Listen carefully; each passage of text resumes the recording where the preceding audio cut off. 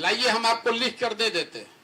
बंगाल में आपने मेरा ट्वीट देखा होगा, मैंने कहा था कि भाजपा को 100 सीट नहीं आएगा। लाइए आज लिख कर दे देता हूं, नीतीश कुमार को जदयू का 5 सीट बिहार में नहीं आने वाला है, चाहे जो कर ले, 5 को सीट। नमस्कार, जैसा कि आपको पता है, पिछले साल 2 अक्टूबर से गांधी भितिहरवा आश्रम पश्चिम चंपारण से जनसुराज अभियान के तहत जो हम लोगों ने पदयात्रा शुरू की, उसको करीब करीब अब 11 महीने हो गए। पिछले 11 महीनों में पश्चिम चंपारण से चल के पूर्वी चंपारण, शिवहर, गोपालगंज, सिवान, छपरा, वैशाली होते हुए अब मैंने करीब करीब समस्तीपुर की यात्रा पूरी कर ली है। अब 2 दिन और यहाँ रहेंगे। 20 तारीख को मैं मुजफ्फरपुर चला जाऊंगा। यात्रा के दौरान समस्तीपुर को लेकर जो अनुभव रहे, जो यहाँ गांव पंचायत में देखा, वो आपसे साझा करेंगे। अभी 11 महीने का बिहार के स्तर पर जो हमारी समझ बनी, जो हमने देखा, वो आपसे साझा करेंगे। इसके अलावा आप लोगों का जो राष्ट्रीय राजनीति को लेकर कोई प्रश्न अगर होगा या बिहार की राजनीति को, तो उसका भी जवाब देंगे। लोग तो ये बता रहे हैं विकल्प नहीं है, तो मैं उनकी मदद कर रहा हूं कि आप मिलकर विकल्प बनाइए। मेरे बारे में जो लोग थोड़ा बहुत जानते हैं, वो यही तो जानते हैं कि मैं दलों की नेताओं की मदद करके उनको चुनाव जीतने में सहयोग कर सकता हूं। तो जन सुराज वही संकल्प है कि हम किसी दल का नहीं, नेता का नहीं, ग्रामीणों क्या, जो स्थानीय लोग हैं, जो भी अपने बीच से निकल कर आते हैं कि ना भैया नया विकल्प बनना चाहिए, हम तैयार हैं, आप हमारा मदद कीजिए, हमको सलाह दीजिए, हम यहाँ लड़ेंगे, हम यहाँ आगे बढ़ेंगे।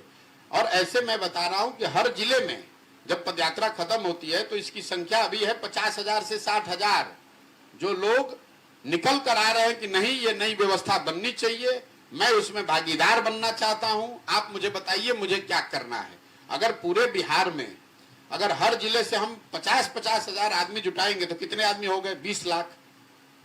अगर आधा भी रख लीजिए, 10 लाख भी, तो 10 लाख लोग अगर एक साथ आएंगे, वो मिलकर तय करेंगे कि भैया आगे क्या करना है। मान लीजिए कि पूरा बिहार छोड़ दीजिए, हम समस्तीपुर की पदयात्रा अभी 2 दिन में खत्म कर लेंगे। यहाँ पर जो 50,000 लोग हैं, वो अपना जिले और प्रखंड के स्तर पर संगठन बनाएंगे। आप देखिएगा 10 दिन में उसका नाम जारी हो जाएगा कि कौन लोग, ये इन्होंने कहा ना कि दूसरे लोग नहीं दिख रहे हैं, इसलिए नहीं दिख रहे हैं कि भैया रोज आप 15 किलोमीटर चलिएगा तो आप भी दूसरे दिन गायब हो जाइएगा। रोज चलना इतना आसान नहीं है, उनसे अपेक्षा भी नहीं है। लोग अपने अपने गांव पंचायत में चल ही रहे हैं। जो कल हम आए हैं तो लोग, कोई आपको अगल बगल नहीं दिख रहा था, हम अकेले आए हैं, बहुत सारे लोग चल कर आए। तो जब वो संगठन बना लेंगे तो वो लोग तय करेंगे कि समस्तीपुर में हम लोग को विकल्प कैसे खड़ा करना है। समस्तीपुर में जो सबसे बड़ी राजनीतिक समस्या लोग बता रहे हैं, आपके दोनों माननीय सांसद बाहर के हैं, आपके 10 में से 8 विधायक बाहर के हैं, तो पूरे समस्तीपुर में कोई ऐसा आदमी नहीं है काबिल जो कि यहाँ विधायक और एमपी बन सके। तो समस्तीपुर के लोगों को हमने साथ में बैठाना है और वो लोग मिलकर जिसको तय करेंगे कि ये सुमन कुमार हैं भैया, इनको हम लोग चाहते हैं कि इनको प्रत्याशी बनाया जाए। तो सुमन कुमार को जिताने के लिए प्रशांत किशोर अपना साधन, व्यवस्था, सलाह सब लगाएंगे जनसुराज बैनर के तहत। यही जनसुराज अभियान है कि आप अभी प्रत्याशी नहीं न चुनते हैं, आप और हम मोदी जी के द्वारा, लालू जी के द्वारा, नीतीश जी के द्वारा चुने हुए प्रत्याशी में से चुनाव कर रहे हैं। आप तो प्रत्याशी नहीं चुन रहे हैं, हम जनसुराज के माध्यम से आपको अवसर दे रहे हैं कि नहीं, पहले आप बैठ के अपना प्रत्याशी चुनिए और फिर उसको जनता के प्रत्याशी के तौर पर उसको उतारा जाए। समाज को के पास वो विकल्प, वोट समाज देगा कि नहीं देगा मुझे नहीं मालूम है, लेकिन आप ये तो नहीं ना कह सकिएगा कि हमारे पास विकल्प नहीं था इसलिए दे दिए। लोग बता रहे हैं कि आप अपने सांसद के बारे में, आपके यहाँ कि हम लोग उनका चेहरा ही नहीं देखे, तो पूछते हैं वोट क्यों दिए थे, तो बोलता है कि हम तो मोदी जी का चेहरा देख के वोट दिए थे। तो अगर आप मोदी जी का चेहरा देखकर वोट देंगे तो मोदी जी तो आकर आपका नाली गली यहाँ बनवाएंगे नहीं, उन्होंने तो आके यहाँ काम करना नहीं है। तो जब अगर आप अपने प्रतिनिधि को ऊपर देख के वोट दीजिएगा, ऊपर देख के अगर वोट देने की प्रवृत्ति नहीं छोड़िएगा, ऊपर देख के चलिएगा तो नीचे ठोकर लगेगा ही लगेगा। यही बात तो जनसुराज अभियान का मुख्य उद्देश्य है कि गांव-गांव जाकर लोगों को बताना कि आपने अभी तक देश के नाम पर वोट किया, आपने अभी तक जाति धर्म के नाम पर वोट किया, नाली गली 5 किलो अनाज के लिए वोट किया। हम आपको बता रहे हैं कि वोट आपको जिसको करना है कीजिए, लेकिन वोट आप अपने और अपने बच्चों के लिए कीजिए। आपका बच्चा खाए बगैर मर रहा है, आपके बच्चे के लिए पढ़ाई नहीं है, आपके बच्चे के लिए रोजगार नहीं है, और आप वोट कर रहे हैं पुलवामा पर, तो ये सुधरेगा कैसे? आप वोट कर रहे हैं 5 किलो अनाज के लिए, तो आपको अनाज मिल रहा है। आपने वोट किया राम मंदिर के लिए, तो राम मंदिर बन रहा है। आपने वोट किया सिलेंडर के लिए, तो सिलेंडर आपको मिला हुआ है। बिहार में चाहे जितना कुव्यवस्था है, जिस चीज के लिए आप लोकतंत्र की इस ताकत को समझिए। आप और हम ज्यादा व्याकुल हैं कि वोट किसको दिया जाए। हम कह रहे हैं कि वोट आप किसी को दीजिए, ये जरूरी नहीं है। जरूरी है कि वोट आप किस बात के लिए दे रहे हैं। और अगर आपने बिजली के लिए नीतीश कुमार को वोट दिया है, तो चाहे बिहार कितना नीतीश कुमार के राज में बदहाल हो, बिजली आ गई है कि नहीं आई है। अगर आपने अनाज के लिए मोदी जी को वोट दिया, तो अनाज मिल रहा है। मंदिर के लिए आपने भाजपा को वोट किया, तो मंदिर बन रहा है। सिलेंडर के लिए आपने वोट किया, तो सिलेंडर मिल रहा है। जिस चीज के लिए आप वोट कीजिएगा, चाहे वोट किसी को कीजिए, वो काम होना ही होना है, वो कोई रोक ही नहीं सकता। आप आरजेडी का उदाहरण देख लीजिए। आरजेडी तो आज तक कभी 20 वर्ष से 30 वर्ष 27 वर्ष हो गया उनको इस राज्य में, कभी रोजगार का उन्होंने बात नहीं किया। लेकिन पिछले चुनाव में झूठा ही सही उन्होंने वादा किया कि हम 10 लाख रोजगार देंगे। तो आज जब वो सरकार में है, तो रोज पूछ रहे हैं कि नहीं, आप पूछिए, चाहे वो खुद बता रहे हैं कि हमने 2 लाख लोगों को का नियुक्ति का प्रावधान किया है। वो करेंगे नहीं, ये मालूम है, लेकिन जवाब तो देना पड़ रहा है ना। ये लोकतंत्र की ताकत है, वही बिहार में मर गया है। आप चर्चा किसी और बात की करते हैं और वोट किसी दूसरे बात पर जाकर कर देते हैं। जन सुराज अभियान इसी बात के लिए है कि गांव गांव घर घर जाकर लोगों को बताया जाए कि अगर आप अपने और अपने बच्चों की चिंता नहीं करेंगे, तो कोई भी चुनकर आ जाए, प्रशांत किशोर चुनकर आ जाएंगे तो भी नहीं सुधरेगा। हम तो ये कह ही नहीं रहे कि हम सुधार देंगे, कि हमको वोट दे दीजिए। हम कह रहे हैं कि आप तब सुधारिएगा जब आप अपना सुधारिएगा। आप जो यहाँ पत्रकार बंधु, हम हर गांव में आप देखिएगा 3500 गांव में मैं ये वॉइस वोट कराता हूँ, लोगों से हाथ उठवाता हूँ कि पढ़ाई की व्यवस्था होना चाहिए कि नहीं। हर जाति, हर वर्ग, हर समाज के लोग कहते हैं नहीं भैया पढ़ाई का व्यवस्था होना चाहिए। और 3500 गांव में मैं कैमरे पर रिकॉर्ड कराकर ये भी पूछता हूँ कि आप अपने बच्चे के सर पर हाथ रखकर बोलिए कि आपने कभी जीवन में पढ़ाई के लिए वोट किया है। तो 3500 गांव में आज तक एक आदमी भी नहीं मिला, एक आदमी भी नहीं मिला जिसने झूठा भी ये बोला हो कि ना भैया हम पढ़ाई के लिए वोट दिए। लोग कह रहे हैं कि हम लोग पढ़ाई के लिए वोट नहीं करते। तो जिस चीज के लिए आप वोट कर ही नहीं रहे हैं, वो सुधरेगा कैसे? यही बताने का अभियान है। लोगों को अगर समझ में आएगा तो सुधार होगा, और नहीं समझ में आएगा तो जैसे हम लोग जी रहे हैं वैसे जीते रहेंगे। हैं?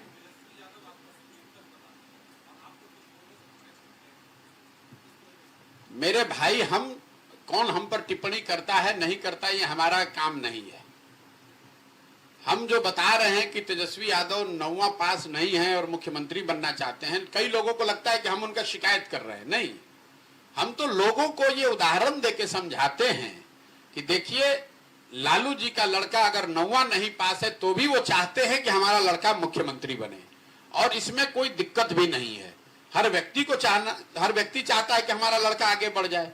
दिक्कत इस बात से है कि समाज में जो लोग हैं, आप और हम, हमारा बच्चा 9वां पास कर लिया, 10वां पास कर लिया, MA BA कर लिया, और वो बेरोजगार बैठा है या मजदूरी कर रहा है, उसको चपरासी का भी नौकरी नहीं मिल रहा है। लेकिन आपको अपने बच्चों की चिंता नहीं है, आपको चिंता है लालू जी के बच्चे की, आपको चिंता है किसी दूसरे बड़े नेता के बच्चे की। आप अपने दशा देख लीजिए समस्तीपुर का। आपने जिनको भी आदर्श माना उनको वोट दिया, फिर उनके परिवार के किसी को वोट दिया, फिर उसके बच्चे को वोट दिया। आप अक्सर पत्रकार के तौर पर सुनते होंगे, लोग कहते हैं कि उनके पिताजी की मृत्यु हो गई तो उनके सहानुभूति में उनको वोट दिए। तो मेरे भाई, आप नेताओं के बच्चों के प्रति सहानुभूति में वोट दे रहे हैं, और आपके बच्चे खाए बगैर मर रहे हैं, आपके बच्चे बेरोजगार बैठे हैं। आपके बच्चों के प्रति सहानुभूति कौन दिखाएगा? ये भी तो बताइए, ये भी तो बताइए कि आपके बच्चों के प्रति सहानुभूति कौन रखेगा? आप नेताओं के बच्चों का ठेका लेकर घूम रहे हैं, अपने बच्चों का छोड़ दिए। कई लोग बताता है जो भाजपा का वोटर है कि हम वोट इसलिए दे रहे हैं भाजपा को कि इससे देश मजबूत होगा। देखिए मूर्खता का आलम। अगर बिहार के सारे बच्चे अनपढ़ हो जाए, बिहार में कोई विकास ना हो, बिहार के सारे लोग बेरोजगार हो जाए, तो उससे देश मजबूत होगा कि देश कमजोर हो जाएगा? उससे तो देश कमजोर होगा भाई। 13 करोड़ की आबादी अगर बिहार में आज सब लोग धनी हो जाए, पढ़े लिखे हो जाए, रोजगार वाले हो जाए, उससे तो देश की ताकत बढ़ेगी। ये तो लॉजिक ही बेकार है। कि हम देश को मजबूत करने के लिए मोदी जी को वोट दे रहे हैं। आप पहले अपने बच्चे को मजबूत कीजिए, अपने को बेहतर कीजिए। समाज जो अपने बच्चे की चिंता नहीं कर सकता, वो देश की चिंता क्या करेगा? सर, मेरा एक सवाल है कि प्रशांत किशोर सर का टीम पंचायत के वार्ड वार्ड तक पहुंच करके नौजवानों से जो शपथ ले रही है कि सामाजिक और राजनीतिक हिस्सेदारी में जो है तो आप प्रशांत किशोर सर का साथ दें। नहीं, ये आप शपथ सुने नहीं। ये सुन लीजिए हमारी बात। वीडियो रिकॉर्डिंग हर जगह रिकॉर्ड होता है, देख लीजिएगा। क्या है पहले समझ लीजिए। जन सुराज अभियान के तहत 1 लाख बच्चों को हम ये अवसर दे रहे हैं। हर पंचायत में 8 से 10 बच्चों को अवसर दे रहे हैं कि वो अगर सामाजिक राजनीतिक तौर पर कुछ अपने लिए करना चाहते हैं, वार्ड सदस्य लड़ना चाहते हैं, मुखिया लड़ना चाहते हैं, जिला पार्षद लड़ना चाहते हैं, विधायक बनना चाहते हैं, तो वो जन सुराज से जुड़ के अपनी पहचान बनाएं, अपने समाज के लिए कुछ करें।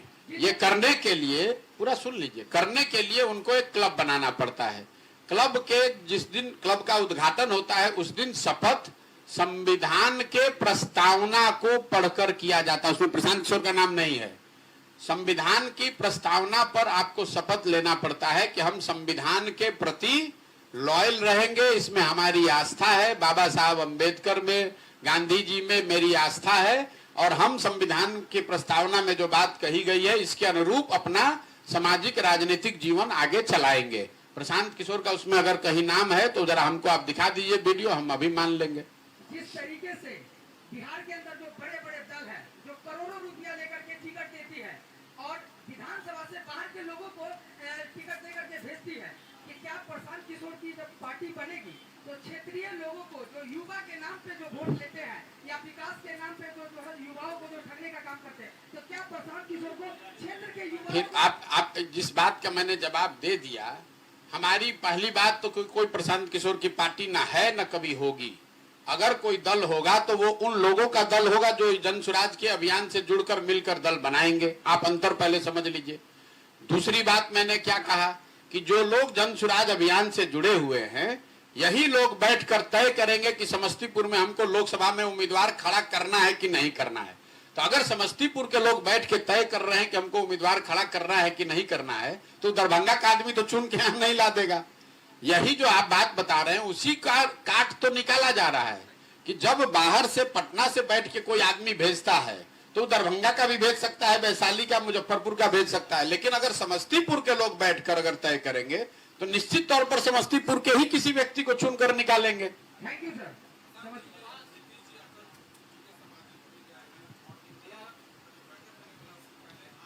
अरे भाई, आप नीतीश कुमार जी के बिहार के बाहर की गतिविधियों को बहुत ज्यादा गंभीरता से ले रहे हैं। उसको ज्यादा गंभीरता से मैं नहीं लेता हूं। लाइए हम आपको लिख कर दे देते।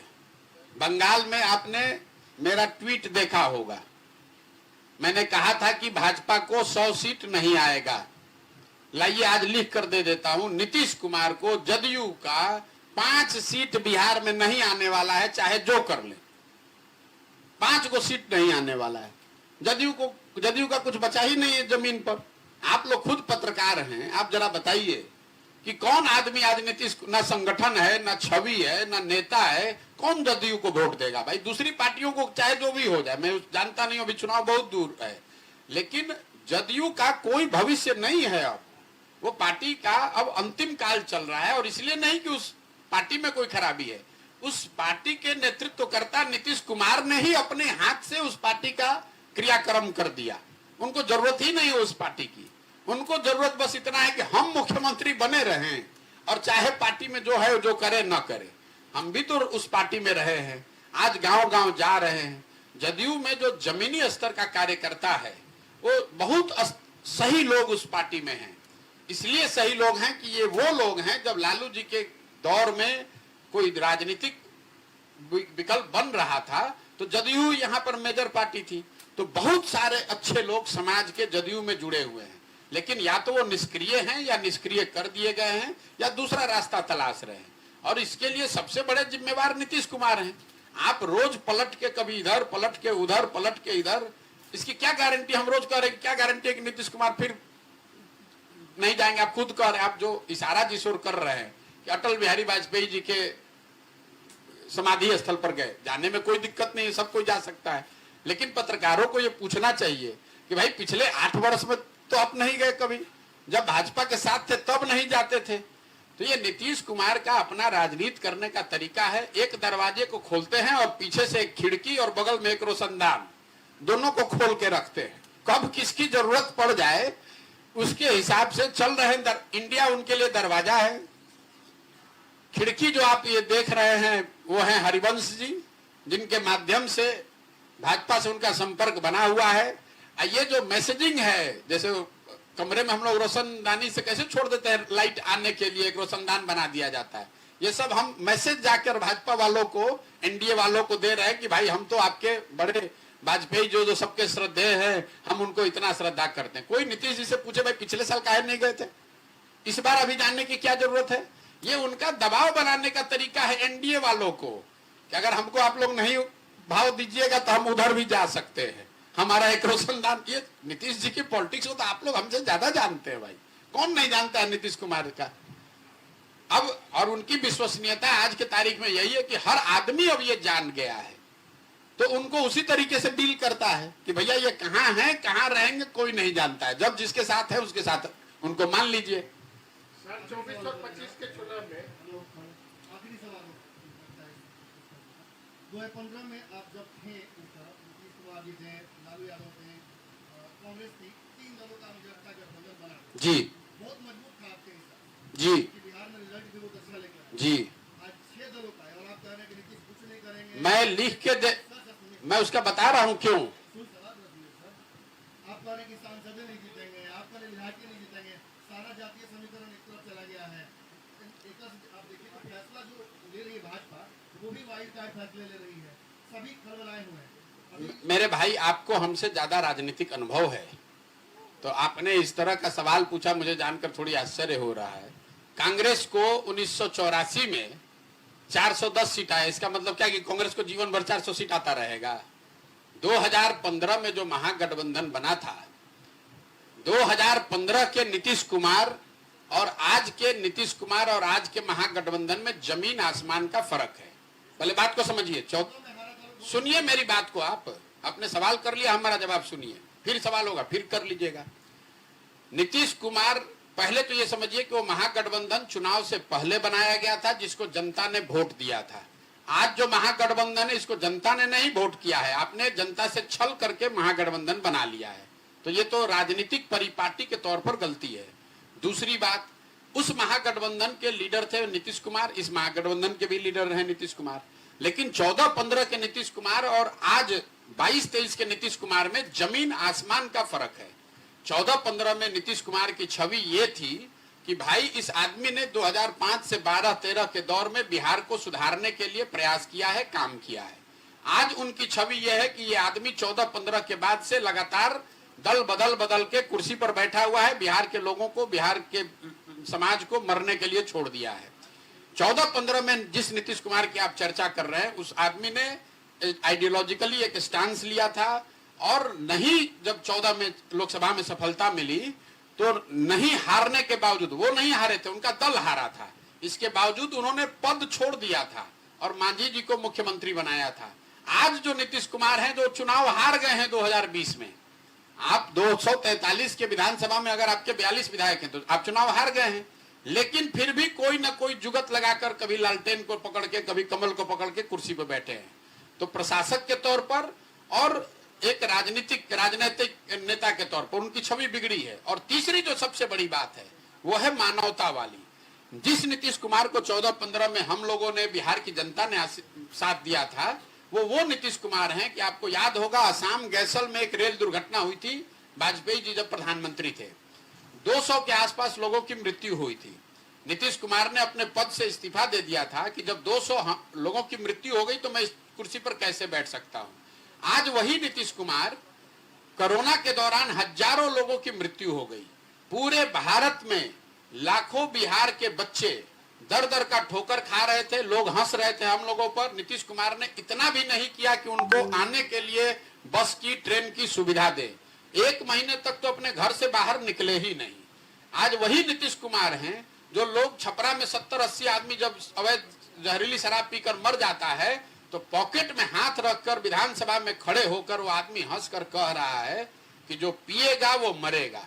मैं अवैध शराब की बात नहीं कर रहा हूं। अगर गलती से कोई अपनी गलती से भी जिसकी दुखद मृत्यु हो गई तो राज्य के मुखिया के तौर पर आपका क्या फर्ज बनता है? आप उसको सांत्वना दीजिएगा, उसकी मदद कीजिएगा। उसके बजाय आप कह रहे हैं जो पिएगा वो मरेगा। बताइए, तो नीतीश कुमार में अगर फर्क आया है नेता के तौर पर, मानवता के नाम पर, प्रशासक के तौर पर, तो जनता का भी फर्ज है, जनता भी अपने हिसाब से उसका निर्णय बदलेगी। और एक अंतिम बात बता देते हैं, ये आप लोग जो बात कहते हैं कि 14-15 में ये थे, अब आज दूसरा क्यों होगा? आप लोग तो लोकतंत्र को ही खत्म करने में लगे हैं। लोकतंत्र जो है इसमें नियम बना हुआ है 5 वर्ष का। क्यों बना हुआ है? 5 वर्ष में चुनाव क्यों होता है? इसलिए होता है कि जिस दल, जिस नेता, जिस विचारधारा पर भी आपका यकीन है, विश्वास है, आप उसके साथ खड़ा होइए, उसकी मदद कीजिए, उसको वोट दीजिए। लेकिन वो भरोसा, वो वोट 5 वर्ष के लिए है, जीवन भर के लिए गुलामी नहीं है।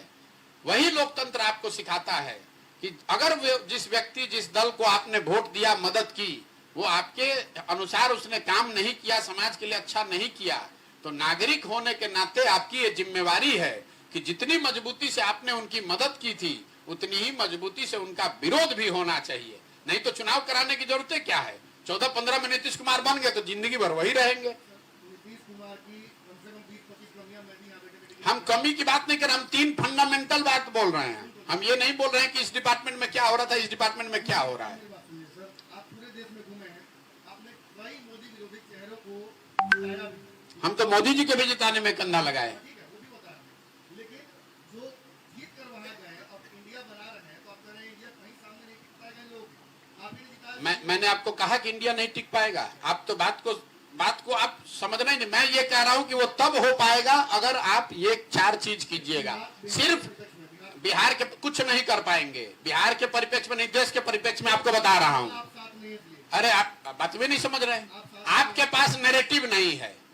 आप हमसे पूछेगा तो हम अपने ही समझ से न बोलेंगे। नेगेटिव आप करिएगा। हम काहे करेंगे भाई? हम तो काम ही छोड़ दिए। जल आपने गढ़ा था, आप किसी की विफलता गिना रहे हैं। मैंने साथ निश्चय आप फिर बेकार आप गाना गा रहे हो। मैंने आपको 77 का एग्जाम्पल दिया, 77 का एग्जाम्पल, मैंने नल जल का एग्जाम्पल दिया कि 77 का एग्जाम्पल दिया। मैंने आपको 89, मैंने 89-90 में बफोर्स का एग्जाम्पल दिया। ये इसलिए दिया आपको ये बताने के लिए कि दलों के नेताओं के साथ में आने से, आप उसको यूपीए कहिए, इंडिया कहिए, कुछ भी कहिए, उसका कोई फर्क नहीं पड़ेगा जब तक आप उसके साथ साथ जनता के मुद्दों को भी नहीं उठाएंगे। मतलब जातीय गोलबंदी पर वोट बिहार नहीं करेगा, ये कहना चाहते हैं। जातीय गोलबंदी पर अगर बिहार वोट करता तो 2014 में मोदी जी को कैसे वोट करता? मोदी जी के जात के कितने लोग रहते हैं बिहार में? 2019 में पूरे बिहार ने कैसे वोट कर दिया मोदी जी को अगर जाति ही रहती तो? हिंदुत्व के नाम पर उससे ही बढ़ जाता अब फिर अभी आप कहे कि जाति पर, अभी जाति से अब अच्छा ये बताइए कि अभी सुनिए, अभी इनका एक और समस्या का समाधान कर देते। अभी इन्होंने पहले कहा जाति, फिर जब मैंने कहा कि खैर जाति ही सब है तो मोदी जी को कौन वोट दे रहा है, तो कहना चाहे उनको हिंदू पे दे रहा है। तो मुसलमान में तो ना जाति है ना धर्म है, मुसलमान लालटेन को काहे दे रहा है? नहीं, धर्म के नाम पे दे रहा है। वो मुसलमानों की पार्टी है, वो भाजपा के डर से दे रहा है। वही बात कैसे है? तो आप पहले जो मैं बोलता हूं उसको सुनिए। बिहार में वोट 4 मुद्दों पर पड़ता है, जाति उसमें एक मुद्दा है, धर्म दूसरा मुद्दा है, लालू का डर तीसरा मुद्दा है और भाजपा का डर चौथा मुद्दा है। ये बात हम रोज गांव-गांव में जाकर बता रहे हैं कि आपकी समस्या चाहे जो भी हो, आप वोट बिहार में इन्हीं 4 मुद्दों पर करते हैं, या तो अपनी जात के आधार पर, या धर्म के आधार पर हिंदू मुसलमान बनकर, या फिर बहुत एक बड़ा वर्ग है जो सिर्फ इसलिए भाजपा को वोट करता है, हिंदू नहीं है, उसको हिंदुत्व से मतलब नहीं, उसको इससे मतलब है कि लालू जी न जीते, हमको लालू से उसको डर है, लालू जी के जंगल राज से उसको डर है, इसलिए वोट करता है। और चौथा मुसलमान है जो भाजपा के डर से वोट करता है आरजेडी को। आरजेडी कोई मुसलमानों की पार्टी तो है नहीं, वो सिर्फ इसलिए वोट करता है कि भाई भाजपा कहीं न जीत जाए, इसलिए उसको वोट कर रहा है। तो इन चारों मुद्दों को आप समझिएगा तभी आपको, और जो आप कह रहे हैं कि गठबंधन हो रहा है, तो ये गोलबंदी तो सिर्फ एक चीज को कोशिश कर रही है, जाति, और उसमें भी जातियों का गठबंधन कहाँ है? कौन कह रहा है कि जातियों का गठबंधन है?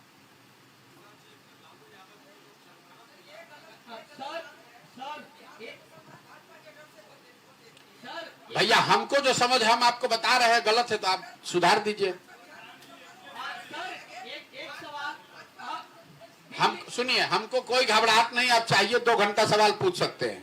सर दिल्ली की जनता और बिहार की जनता में धरती आसमान का फर्क है। आम आदमी की सरकार आ गई थी, शीला दीक्षित जी का सरकार गिरा के कांग्रेस बहुत दिनों से राज कर रहा था।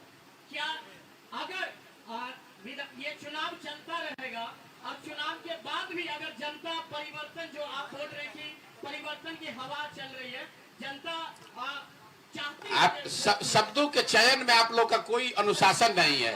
परिवर्तन की हवा नहीं चल रही है। आपने ये पूछा कि जनता का मूड क्या है, तो मैंने ये कहा कि जनता यहाँ नया विकल्प देखना चाहती है। दोनों में सुनिए, पत्रकार हैं, पढ़े लिखे व्यक्ति हैं, शब्दों के चयन में संयमित रहिए। हमने ये जो नहीं कहा वो अपने शब्द हमारे नाम पर मत डालिए। आप कह रहे हैं परिवर्तन की हवा चल रही, हमको उससे दिक्कत नहीं, हमने नहीं कहा है। हमने ये कहा कि हमारा अनुभव ये है कि लोग यहाँ नया विकल्प खोज रहे हैं, चाहते हैं। बन पाएगा कि नहीं, कौन होगा, कैसे होगा, उसको लेकर बहस हो सकती है। मैंने जो कहा है आपके कैमरे पर है। सर, जो नया विकल्प अगर नहीं मिलता है तो ये अभियान जारी रहेगा या चुनाव के बाद बंद हो जाएगा? कौन से चुनाव? जो विधानसभा चुनाव या जो भी भैया हम यहाँ जब चुनाव लड़ने के नियत से आए ही नहीं हैं। मतलब चलता रहेगा? बिल्कुल चलता रहेगा जब तक बिहार को सुधारने के लिए जो सोच लेकर आए हैं उस पर सफलता नहीं मिले, चाहे इसमें 2 बरस लगे कि 5 बरस कि 10 बरस, ये चलता ही रहेगा। आप देख रहे हैं कि पिछले 11 महीना से हम अपना घर परिवार छोड़कर, आप में से कई पत्रकारों ने कहा था रही तो आए हैं, कितना दिन चलेंगे। आप यहाँ आए हैं, आप देख रहे हैं कि हम 11 महीना से चल रहे हैं कि नहीं चल रहे हैं। आप देखिए कि अगले 1 साल 2 साल 3 साल हम चलते हैं कि नहीं चलते हैं, जाके काम करते हैं कि नहीं करते हैं। और आप हमको नहीं जानते हैं। एक बार हमने ठान लिया तो कुछ भी हो जाए बिना किए बगैर मानेंगे नहीं, चाहे